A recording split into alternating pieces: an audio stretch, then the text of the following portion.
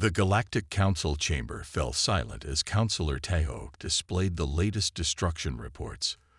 Another 3 star systems had vanished into the maw of the entity they called the Void Devourer. The holographic display showed nothing but empty space where billions had once lived. "We have lost 27 systems in 6 cycles," Tahoe said, his 4 appendages trembling slightly. "Our evacuation efforts can barely keep pace." Counselor Juwu, representing the ancient Luminar species, rose from her hovering platform. "We have deployed our most advanced containment fields. They delayed the entity for mere hours." The truth was uncomfortable, but undeniable. In their 50,000 years of peaceful cooperation, the species of the Galactic Council had evolved past aggression. They had eliminated war, violence, and even competitive instincts. Their technological advancement had come through cooperation, not conflict.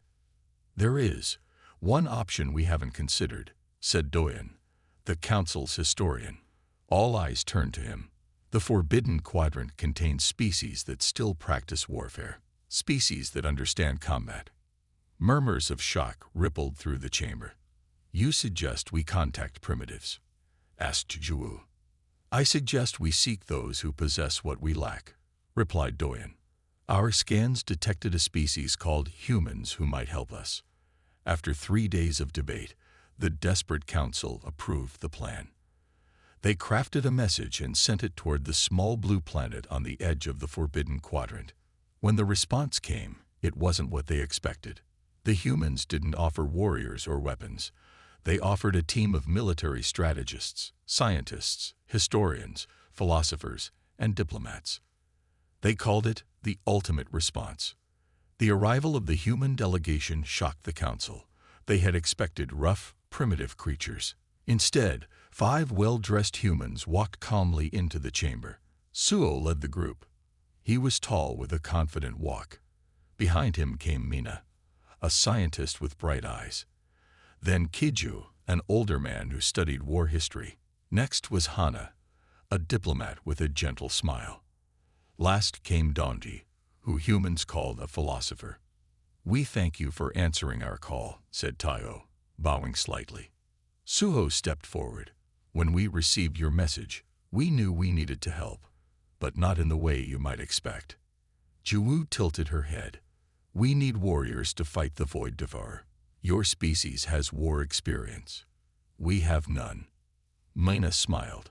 "Fighting isn't always the answer. Sometimes you need to understand a problem first." The council members looked at each other in confusion. Doyen spoke up. "But the creature destroys everything. How can we stop it without fighting?" Kiju pulled out a small device that showed images of Earth's past wars. "We humans have fought many battles.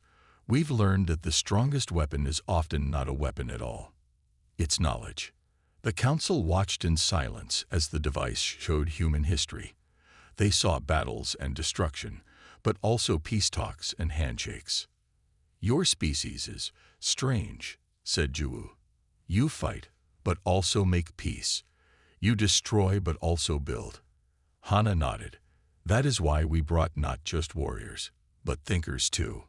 We need to understand this Void Devourer before we decide how to stop it." Tahoe looked doubtful. "We have studied it for 6 cycles. It only consumes." "May we see your data?" asked Mena. The council shared everything they knew about the entity. The humans studied it for hours. Finally, Donji looked up with excitement. "It's not just eating randomly," he said. "There's a pattern." Mina pointed to the star map. "It's avoiding certain types of systems. And look at its path. It's moving in a specific way." The council members gathered around, amazed they had missed this. "It's behaving like a living thing, not just a force of nature," said Suo. "And if it's alive, we might be able to communicate with it." The idea shocked the council. Talk to the Void Devourer. It seemed impossible. "Even if it's alive," argued Tayo, "how can we talk to something that eats stars?" Donji smiled. "All life wants to survive. Maybe it doesn't know it's killing sentient beings.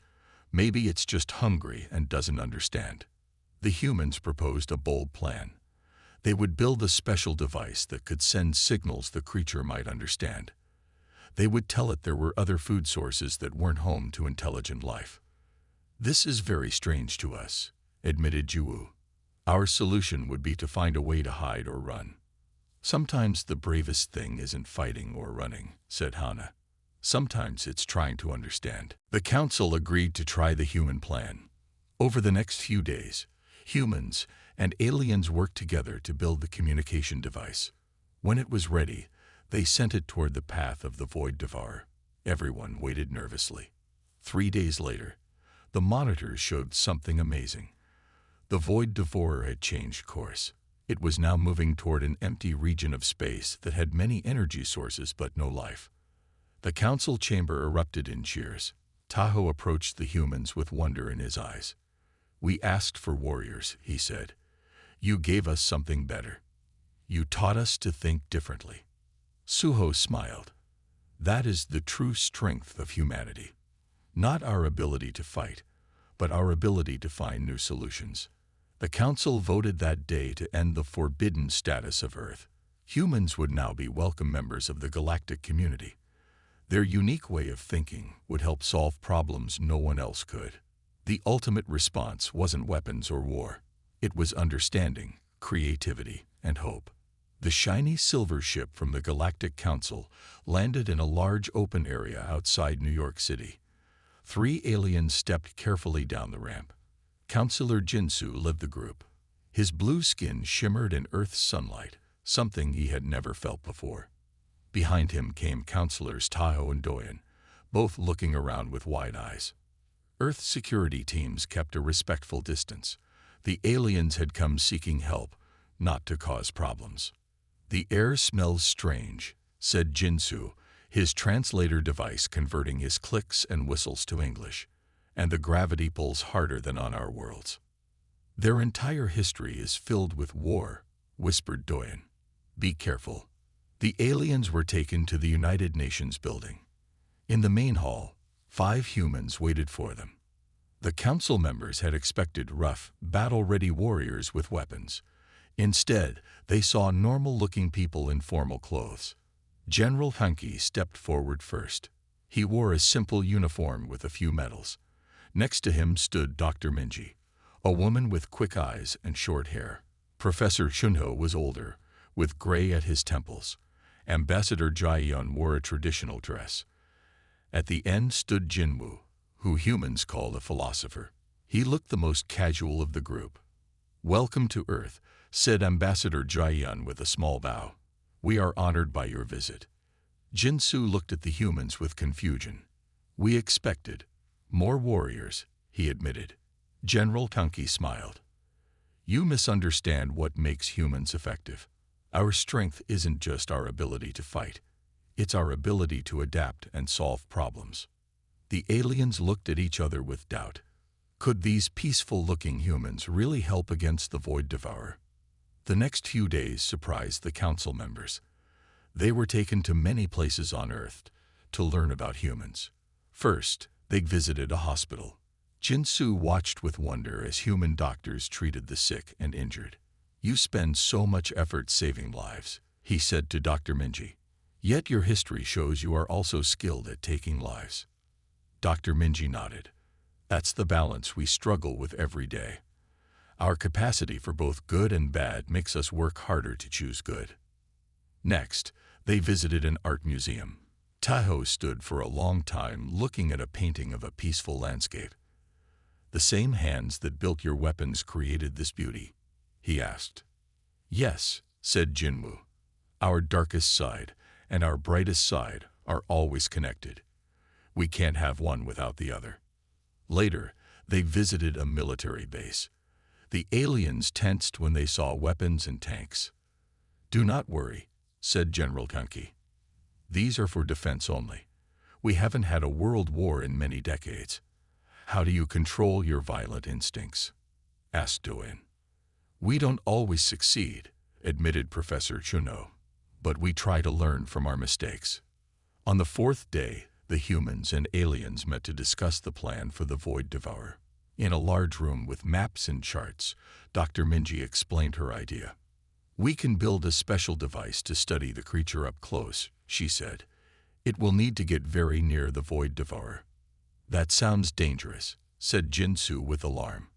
The people controlling this device would be at risk. Yes, said Dr. Minji simply. We would need volunteers who understand the danger. The aliens looked shocked. Tahoe stood up in protest.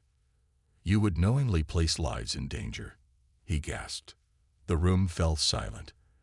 Ambassador Jian spoke gently. Sometimes the most compassionate choice overall requires difficult decisions in the moment. That's something humanity has had to learn. Jinwu added, if we risk 3 lives now, we might save billions later. It's a hard choice, but one we must consider. The council members were deeply troubled. In their culture, no risk to life was acceptable. All their technology focused on complete safety. How can you ask people to take such risks? Asked Doyen. General Hunky smiled sadly. We don't ask. We explain the situation, and people volunteer. I already have 20 soldiers who have stepped forward for this mission. That evening, Jinsu sat alone in the garden of their guest house. Ambassador Jian found him there, looking at the stars. Your species confuses me, admitted Jinsu. You care so deeply for life, yet you are willing to risk it. You create beautiful art and music, yet your history has so much violence. Jian sat beside him. Humans have 2 sides, always in balance. Our understanding of darkness helps us appreciate light. Our experience with hate teaches us to value love. And you believe this makes you stronger. I believe it makes us complete, said Jian. The Void Devourer threatens everything. We need both sides of our nature to fight it, our courage and our compassion. As Jinsu looked up at the night sky, he wondered if perhaps the council had been right to seek human help after all. Not because humans were violent, but because they understood both violence and peace. They knew both creation and destruction. The next morning, the council members agreed to the human plan. They would work together to build Dr. Minji's device. They would take the calculated risk that might save the galaxy. We still have much to learn about your species, said Jinsu as they began their work. And we have much to learn about yours, replied Jinwu. That's how we'll solve this problem together, by sharing our different strengths. The giant council ship moved slowly through space. Inside, humans and aliens worked together in the main control room. The ship stayed far from the area where the Void Devourer was eating stars. But they were close enough to study it. Council scientists showed the humans all their data on large screens. Dr. Minji looked carefully at the moving dots that showed where the creature had been. She was quiet for a long time, thinking hard. Wait, she said suddenly. Show me the last 20 systems it attacked in order. The alien named Tahoe touched some buttons. The screen showed a line connecting 20 star systems. Dr. Minji's eyes got wide. Look at this pattern. It's not random. It's moving with purpose. She pointed to the screen. It went to this rich system, then to this one, then this one. It's picking the biggest, brightest stars first. That's impossible, said Counselor Doyen, shaking his head. It's just a space event. Like a storm or black hole. It can't think. General Hunky came closer to look. No, Minji is right. These aren't random choices. It's hunting. It takes the easy, rich targets first, just like a smart predator would. The aliens looked worried. The idea that the Void Devourer might be alive and thinking was scary to them. If it can think, said Professor Chuno, then we can trick it. We can change its behavior. This was a new idea for the council members. They had only tried to block or run from the creature. How can we trick something that eats stars? Asked Jinsu. Junho smiled. On Earth, we study animal behavior. When an animal hunts, it has patterns. If we understand those patterns, we can change them. The humans met alone to make a plan. When they came back, they had a bold idea. We want to try to talk to it, said Ambassador Jian. The council members were shocked. Talk to it? How? asked Tao. Dr. Minji explained. We think it responds to energy patterns. Your ships use energy shields. What if we use those shields to make patterns, like a language? That's crazy, said Doyen. It would never work. Maybe not, admitted General Tunky. But we should try. What do we have to lose? The humans suggested a test. They wanted to use a small ship to get close to the Void Devourer and send energy signals to it. No, too dangerous, said Jinsu. The test ship would be destroyed. We can use a robot ship, said Dr. Minji. No people on board. Ambassador Jian spoke gently to the worried aliens. We need to try something new. Your old methods haven't worked. This test will give us important information, even if it fails. After much talk, the council agreed to the test. Over the next few days, humans and aliens worked together to build the test equipment. The humans showed the aliens how to program energy patterns that might get the creature's attention. Even if it doesn't understand us, said Jinwu, it might notice something different and react. When the test ship was ready, they sent it toward a small mining outpost. The Void Devourer was heading that way. The outpost had been emptied of people already. Everyone watched the screens as the test ship moved into position. It was tiny compared to the huge dark mass of the Void Devourer. Starting energy pattern now, said Dr. Minji. The test ship began to pulse with bright energy, making patterns that repeated over and over. The humans had designed these patterns based on simple math that any thinking being might understand. For several hours, nothing happened. The Void Devourer kept moving toward the mining outpost. People began to lose hope. Then, something amazing happened. The dark mass slowed down. It seemed to notice the test ship. It's working, said General Tunky. It sees us. The Void Devourer moved closer to the test ship. Everyone held their breath. Would it eat the ship? Dr. Minji quickly changed the energy pattern. Now it pulsed in a way that pointed away from the mining outpost, toward an empty area of space with many old dying stars. The dark mass hovered near the test ship for what seemed like forever. Then, slowly, it changed direction. It moved away from the mining outpost and toward the area the energy pattern had shown. The control room erupted with cheers and shouts. Humans hugged each other. Even some of the aliens tried hugging, though they weren't used to it. I can't believe it worked, said Jinsu with wonder in his voice. You actually communicated with it. In a very basic way, said Dr. Minji. It's like how we might guide an elephant away from a village by making noise and light. It doesn't understand words, but it can follow simple directions. General Tunky looked serious. This is just the beginning. Now we need to make a bigger plan to keep it away from populated areas permanently. The council members looked at the humans with new respect. They had used thinking instead of weapons. They had found a way to talk to a Star Eater. Your ways are strange to us, admitted Tao. Taking risks, trying new ideas. But today, you saved many lives without fighting. Professor Junho smiled. Sometimes the best way to defeat an enemy is to stop seeing them as an enemy. The Void Devourer isn't evil. It's just hungry. We just needed to show it where to find food that wasn't home to people. As they flew back to the main council worlds, humans and aliens worked together on plans to create a permanent solution. The council began to understand that the ultimate response wasn't about fighting at all. It was about thinking differently. The huge screens in the council chamber showed the Void Devourer moving closer to Lumina Prime. Everyone could see the dark mass heading toward the beautiful blue planet. 16 billion people lived there. The room was silent. No one knew what to say. Counselor Tahoe looked at the humans. Your test worked on a small scale, but Lumina Prime is our most important world. If we fail, we understand, said Ambassador Jian. That's why we need to share our full plan now. The 5 humans stood together in front of the council. Their faces were serious but calm. They had been working day and night since the test. Philosopher Jinwu stepped forward first. The Void Devourer will reach Lumina Prime in 3 days. We have one chance to save it. This isn't just about fighting. Our ultimate response has three parts: communication, containment, and only if necessary, confrontation. The council members looked confused. They had expected a battle plan. Dr. Minji spoke next. She showed data on a small screen. We've studied the energy patterns the devourer responds to. It's not evil.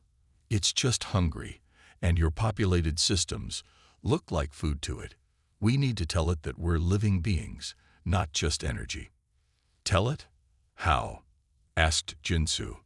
With this, said Dr. Minji, showing a small device. It creates energy patterns that the creature can understand, like simple pictures or signals. General Tunki stepped forward. For Part 2, Containment, we'll use your shield technology in a new way. He showed a map. We'll create a line of energy that guides the creature away from Lumina Prime. Not a wall to stop it, but a path to follow. Professor Chunho explained the third part. If communication and containment don't work, we have a last choice. We can use special energy weapons that might hurt the creature enough to make it leave. But this is only if nothing else works. The council members looked worried. Jinsu spoke up. Your plan puts your ships right in the creature's path. It's too dangerous. Yes, said Ambassador Jian simply. Our people will be at risk. But they all volunteered. They know what's at stake. The room erupted in loud talk. Many council members were upset. Some stood up and shouted. We can't allow this, said one. It goes against everything we believe. Your plan requires us to use our technology in new ways, said Doyen. Ways that might cause harm. And it requires us to trust human judgment at the most important moment, added Tao. Jinwu stepped forward again. This is what heroism means to humans. Not fighting without thinking, but being willing to take needed risks for others. Sometimes the ultimate response requires ultimate courage. The debate went on for hours. Some council members wanted to evacuate Lumina Prime instead. Others wanted to try to build a bigger shield. But deep down, they knew these old ideas wouldn't work. As night fell, Tahoe called for a vote. One by one, the council members agreed to the human plan. They had no better choice. The next day, everyone moved quickly. The humans worked with council engineers to build the communication devices. They made 20 of them to be placed on small ships. Dr. Minji trained alien operators how to use them. General Hunky worked with the shield experts. They reprogrammed the shields to make a path of energy instead of a wall.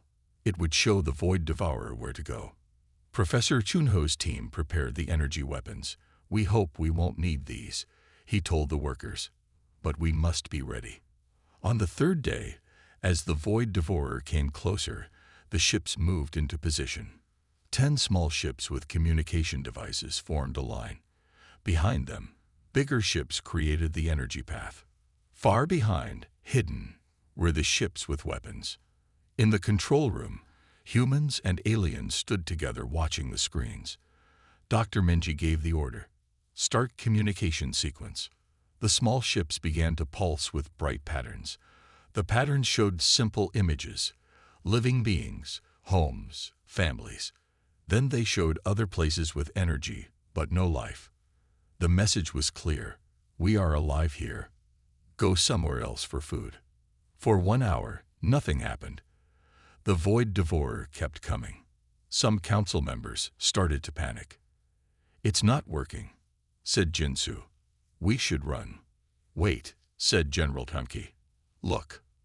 On the screen, the dark mass slowed down. It seemed to be studying the small ships and their messages. Now the path, ordered Dr. Minji. The shield ships activated their systems. A bright line of energy appeared, leading away from Lumina Prime toward an empty region with many old stars. Everyone held their breath. The dark mass hovered near the communication ships. One ship was pulled in and disappeared. The humans looked sad but kept working. It's thinking, said Jinmu. It's deciding. Minutes passed like hours. Then the Void Devourer began to move again. At first, it seemed to be heading for Lumina Prime anyway. The weapon ships prepared to fire. But then, slowly, the creature turned. It followed the energy path away from the planet. The control room filled with cheers. Aliens and humans hugged each other. Some cried with relief. Lumina Prime was saved. Later, at the celebration, Counselor Teo raised his glass to the humans. You showed us a new kind of bravery today. Not the courage to fight, but the courage to understand and communicate. Ambassador Jiayan smiled. That is the ultimate response. Not violence, but wisdom. 1 month had passed since the Void Devourer changed course away from Lumina Prime. The creature was now far from any populated worlds, feeding on old stars in empty space. Life across the galaxy had returned to normal, but things would never be the same. On the Council's central world, a grand ceremony was being held. The Great Hall was filled with representatives from 100 alien species. At the center stood the 5 humans who had saved them all. Counselor Tejo walked to the speaking platform. The room fell silent. 1 month ago, we faced the end of our civilization, he began. The Void Devourer was unstoppable. Our weapons failed. Our shields failed. Our courage failed. He looked at the 5 humans. In our desperation, we reached out to a species we once called primitive. We asked for warriors and received teachers instead. We sought violence and were given wisdom. The hall filled with applause. Many aliens had tears in their eyes as they remembered how close they had come to losing everything. Ambassador Jiayan stepped forward. Humans learned long ago that true heroism isn't about destruction. It's about finding solutions that preserve life whenever possible. She told the story of how they had saved Lumina Prime. The communication array had pulsed with carefully designed energy patterns. For tense hours, nothing had happened. Then the Void Devourer had slowed down, as if listening. The containment field had activated next, creating not a trap, but a boundary the creature could understand. When the entity had tested the field, the human ships had shown their weapons, just enough to make the creature understand that eating here would be difficult. We didn't threaten it, explained Dr. Minji. We just showed it there were easier meals elsewhere. For 3 days, everyone had waited anxiously. Then the Void Devourer had changed direction. It moved away from Council space toward the uninhabited region, where Dr. Minji had found suitable food sources. It was the hardest 3 days of my life, admitted General Kanki. Standing there, not fighting, just waiting to see if it would understand us. After Taho's speech, he called for a vote. The Council unanimously agreed to invite Earth to join the galactic community as full members. Furthermore, he announced, we have created a new galactic defense protocol based on humanity's approach. Communication before containment, containment before conflict. The crowd cheered again. This was a big change for a civilization that had always run from danger. At the party afterward, Counselor Jinsu found philosopher Jinwu alone, looking at the stars through a large window. May I ask you something personal? Said Jinsu. Of course, replied Jinwu. Your species contains contradictions we struggle to understand, admitted Jinsu. You create art and music of great beauty. You heal the sick with amazing skill. Yet you also know how to fight and destroy. How do you balance such opposing tendencies? Jinwu smiled. That's the secret of humanity. We don't try to eliminate our darker impulses, we channel them. Our capacity for violence teaches us the value of peace. Our understanding of fear teaches us the nature of courage. And that, said Jinsu, finally understanding, is truly the ultimate response. Jinwu nodded. The universe is not simple. Life is not simple. Sometimes you need both light and darkness to see clearly. The next day, the humans prepared to return to Earth. Their mission was complete, but this was just the beginning of a new relationship between humans and the galactic community. Will you visit us again?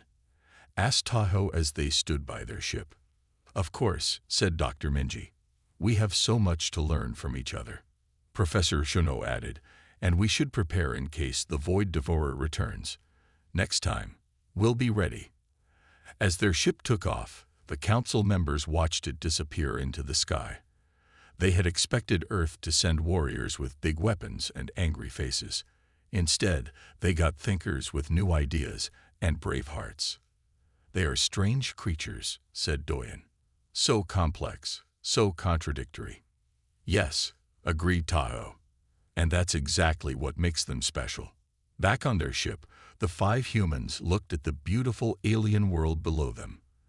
They had come to fight a monster. They ended up making new friends and teaching important lessons. "Do you think they understand us now?" asked General Tunke. Ambassador Joyen smiled. "They're beginning to. They've spent thousands of years avoiding conflict. Now they're learning that sometimes you have to face problems directly. Not with violence," added Jinwoo, "but with courage and creativity." As their ship jumped to light speed, heading home to Earth, they knew this was just the beginning. Humans would bring their unique perspective to the stars. They would teach the peaceful aliens how to be brave without being violent, how to be strong without being cruel. And in return, the aliens would teach humans about cooperation, patience, and peace. Together, they would face whatever the universe sent next. The end.